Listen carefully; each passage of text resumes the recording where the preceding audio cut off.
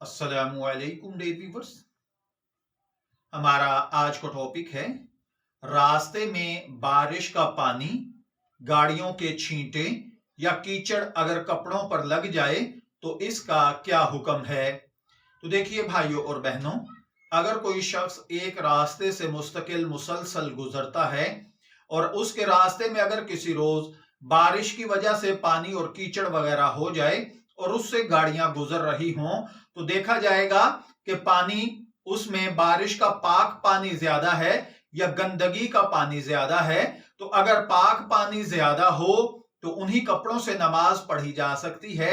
अलबत्ता अगर गंदगी, बदबू और ताफन सामने नजर आ रही हो और उसके छींटे उड़कर लगें तो फिर वो कपड़े नापाक हो जाएंगे। कपड़े धोकर या बदल कर नमाज पढ़ना होगी। बेहतर तो यह है कि कीचड़ और नजस छींटों से बचा जाए। अगर मुमकिन हो तो रास्ता बदल लिया जाए।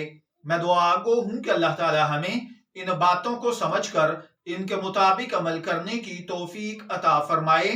शब्बीर अहमद को इजाजत दीजिए, फिर हाजिर होंगे किसी नए टॉपिक के साथ। तब तक के लिए अल्लाह हाफिज।